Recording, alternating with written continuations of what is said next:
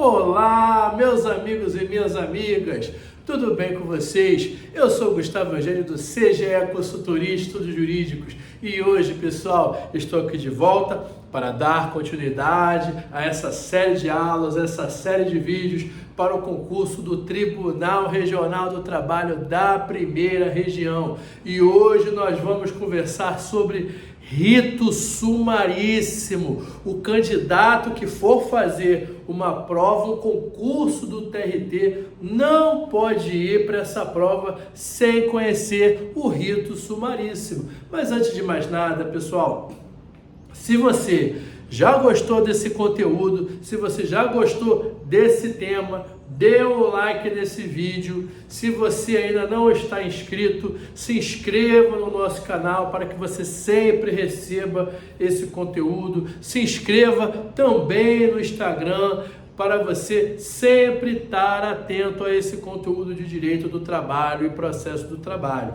E já que você gostou, já que você está inscrito e você acha que esse é um conteúdo relevante, compartilhe esse vídeo com o máximo de pessoas que você puder, pessoal. Você estará tanto ajudando os seus amigos a conhecer esse conteúdo de processo do trabalho e certamente você estará ajudando aqui o nosso canal no YouTube, a nossa conta no Instagram a divulgar todo o nosso trabalho e todo esse conteúdo. Pessoal, foi como eu já disse para vocês, você, candidato do TRT, para a prova do TRT, não pode ir para a prova sem conhecer o básico. E rito sumaríssimo, pessoal, é o básico. Você tem que saber, logicamente, que existe no processo do trabalho alguns ritos, alguns procedimentos, procedimento ordinário, procedimento sumário, procedimento sumaríssimo, que é o que nós estamos falando aqui. Você precisa saber que o procedimento ordinário é a regra, mas se encontra ali com base em alguns valores. E por que em 2000 foi trazido pelo legislador o procedimento sumaríssimo? Ele verificou que grande parte das ações que faziam parte ali do Poder Judiciário chegavam a um determinado valor, chegavam a até 40 salários mínimos. E foi uma forma que ele achou de separar esses processos até 40 salários mínimos e tentar julgá-los da forma mais célere possível. Inclusive, isso é um caput do artigo 452A da CLT. São os processos, os processos de até 40 salários mínimos, até 40 salários mínimos, deverão ser ou poderão ser distribuídos no procedimento sumaríssimo. Eu disse poderão. Se por qualquer motivo, que nós veremos aqui inclusive, a parte não quiser ou não puder ajuizar essa demanda, essa reclamação trabalhista no rito sumaríssimo, ela vai para o rito comum, que é o rito ordinário. Então você já sabe que procedimento sumaríssimo, 40 salários mínimos.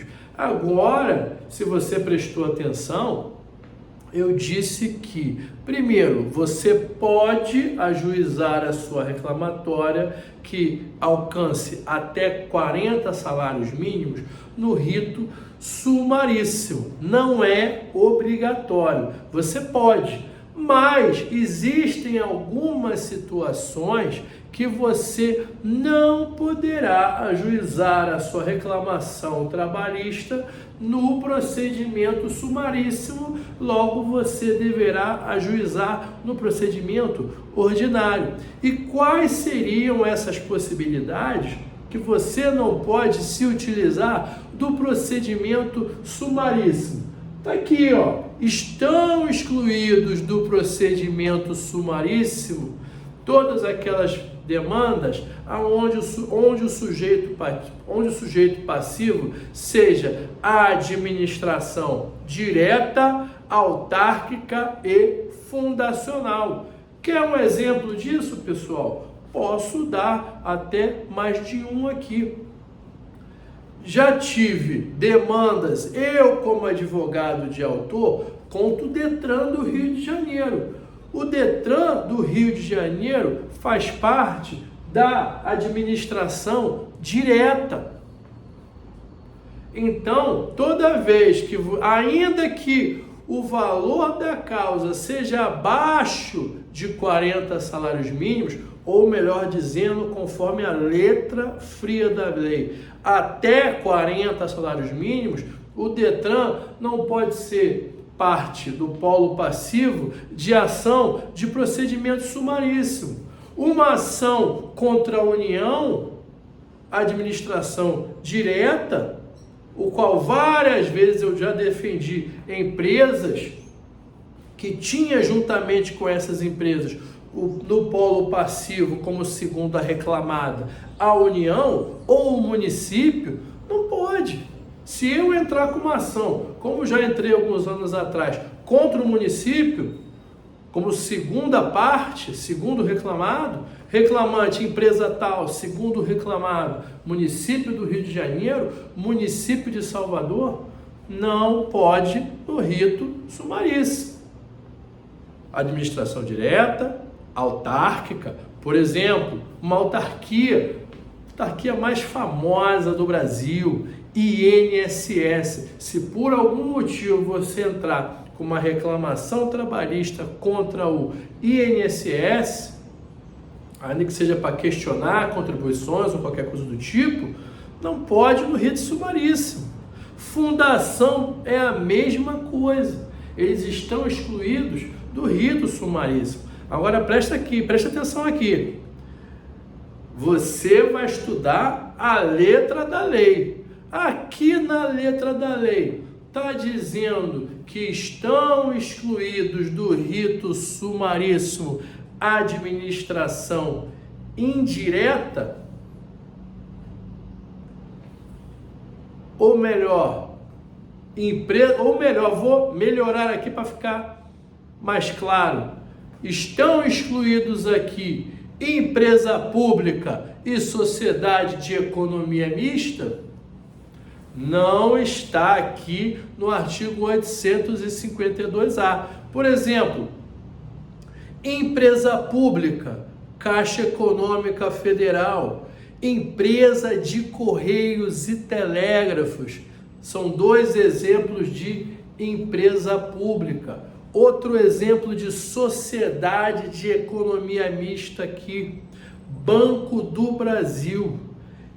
Essas empresas, esses órgãos, essas instituições são empresas públicas e sociedade, ou no caso do Banco do Brasil, sociedade de economia mista.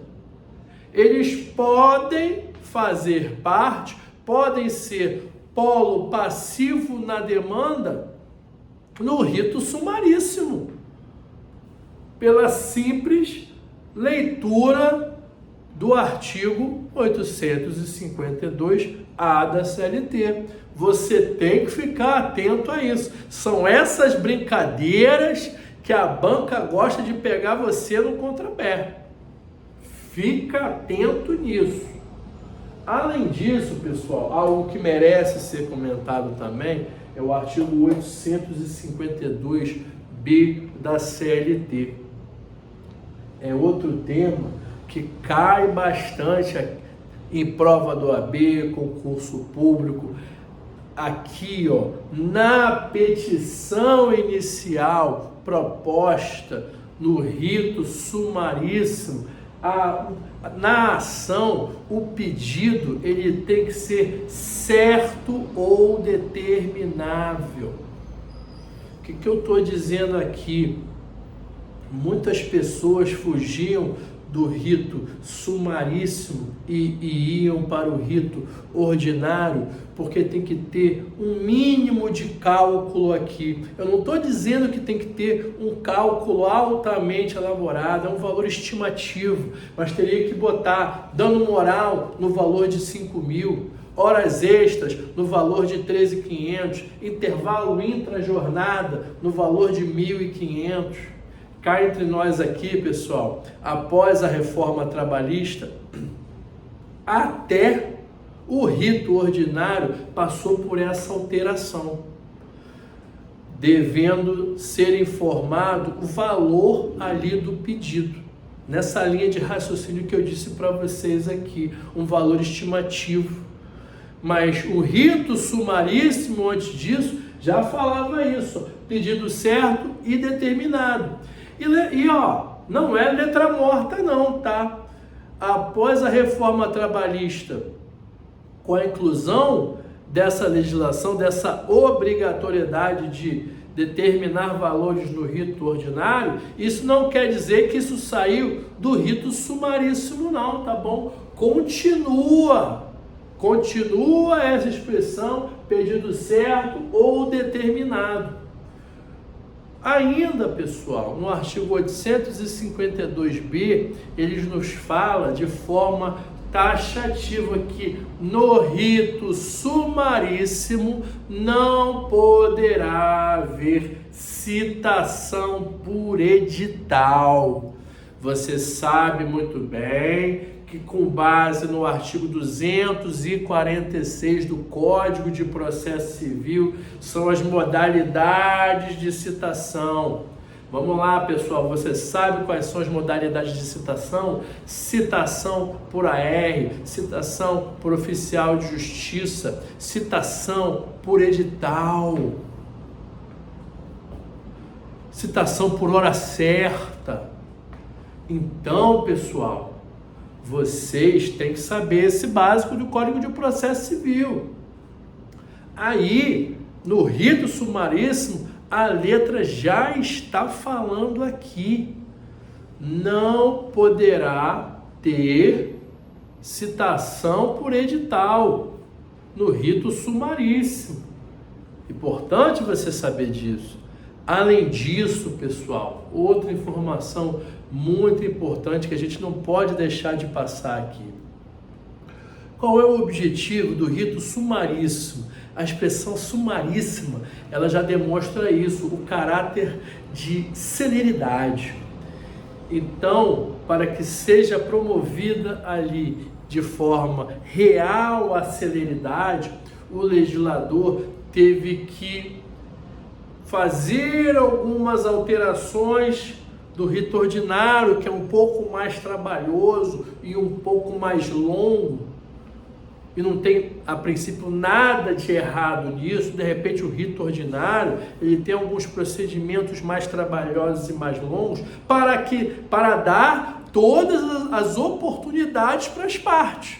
Só que isso leva uma consequência, um pouco mais longo, ou muito mais longo para alguns. É uma escolha. Agora aqui, no rito sumaríssimo, ele retira algumas características do rito ordinário para tentar dar maior celeridade a esse processo.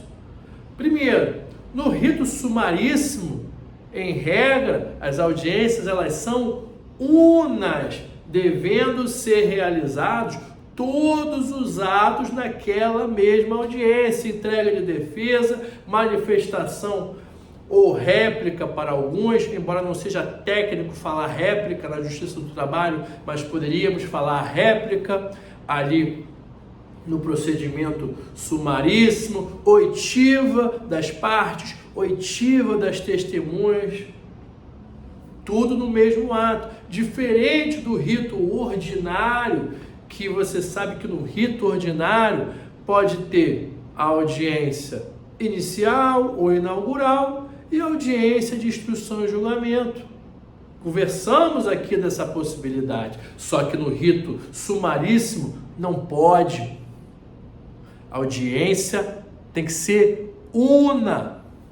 É lógico que, pessoal, na prática, às vezes acontecem situações imponderáveis. Já imaginou, pessoal, no dia da audiência, acontece uma calamidade pública no Rio de Janeiro? Não é à toa que muitas vezes, como por exemplo no G20, colocaram e decretaram um mega feriado, para que as partes e as testemunhas não estivessem sujeitas a essa dificuldade. E ainda assim já vi mais de uma vez em dia comum a parte atrasar. Uma coisa é a parte atrasar por irresponsabilidade dela. Outra coisa é acontecer algo de grande relevância na cidade que gera um caos na cidade. Imagina, sei lá, um mega acidente na Avenida Brasil, que parou tudo e a parte não conseguiu chegar. Aí é lógico que é muito comum isso. Às vezes até o tribunal, ele solta recomendações para os magistrados para que naquele dia não seja decretada nem revelia nem confissão. Às vezes ele decreta que não seja nem determinada, ocorra audiência, mas aí são recomendações, porque são situações muito fora do comum. Ou então, a parte demonstra que naquele dia ou naquela semana foi internada, entrega atestado. É lógico, o juiz vai adiar aquela audiência. Mas, em regra, a audiência ela é una. Tem que ser feita dessa forma. Além disso, pessoal, diferentemente do rito ordinário, no procedimento sumaríssimo, cada parte terá direito a 2 testemunhas. Por que isso? Não adianta, ele não vai aceitar que você traga 3, 4, 5 testemunhas para falar, não. Senão não vai ser célere.